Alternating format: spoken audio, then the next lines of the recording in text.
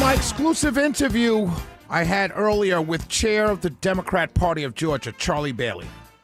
I'm on the phone with Charlie Bailey. He is the chairman of the Georgia Democrat Party and good friend of the show. And first, I got to start off by telling you congratulations on your victory yesterday in 121, District 121. And I do want to reiterate what I said. Go ahead. I was just saying thank you. And I do want to reiterate what I said when you first got elected. I said Charlie Bailey is going to take every race seriously. They're going to campaign everywhere. They're going to campaign in red districts and in heavily red districts and Trump-supporting districts, and they're going to go after every single vote. And so far, you've proven me correct. So tell us what happened yesterday. Yeah, that's all I try to do, Shelley, is prove you right on things. So that way.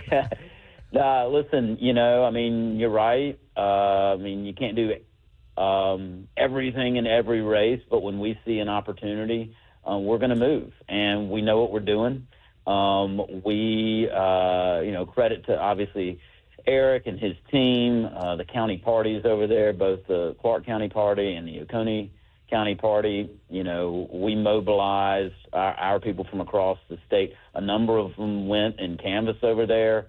Even more were on the phones calling voters, and then we put $50,000 into a TV ad, and went right at the Republican, and made sure that the voters knew what was at stake.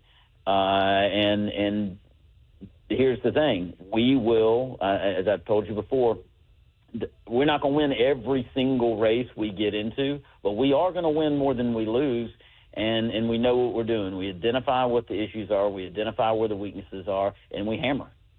Now, while I'm on the phone with Charlie Bailey, chairman of the Democrat state party here in Georgia, this was a heavily Trump district. What made you guys think you even had a chance? Well, it was plus 12. Trump won it by 12 points, and here's the thing, Shelley, there are 17 seats in the state house that are more Democratic than this one.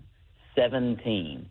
And after we won this seat, we are only 10 seats away from flipping the state house.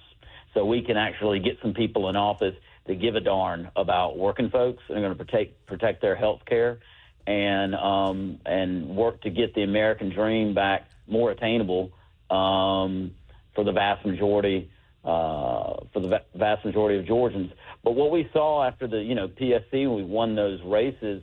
In the PSC, we won this district, 59-41. And, we recognized that in the environment where, frankly, people feel betrayed by Republicans. They feel betrayed by Donald Trump. They feel betrayed by these Republicans that have been in charge under the Gold Dome for 22 years, policies that are making their lives more unaffordable, harder to live that American dream, harder to get ahead, and they're mad about it. And that's it's nothing like elections to tell you what voters think. I've told you that before. And so we recognize that in this environment that we've got an opportunity to give them another option. So, and look, you're not going to know if you sit around and wait for the sure thing. You're just going to be sitting around waiting a long daggone time. All right, you're going to have to take some risk. That's the way it goes if you want to win power for working people. And so, but that's what we saw. We are seeing what people are saying, which is they feel betrayed by Republicans. And when we see that and we see an opportunity, we're going to go on it. When you say that, first question 1A. Did Mr. Geisler see Republicans flipping over to him or just staying home? And the second part of that question, is that what you're hearing on the ground, that people are upset at the Republicans in the State House?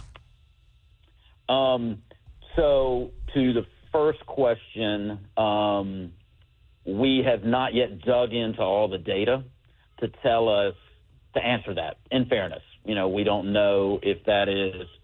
what about have you dug into the data from the PSC race? Because that was, earlier. Yes.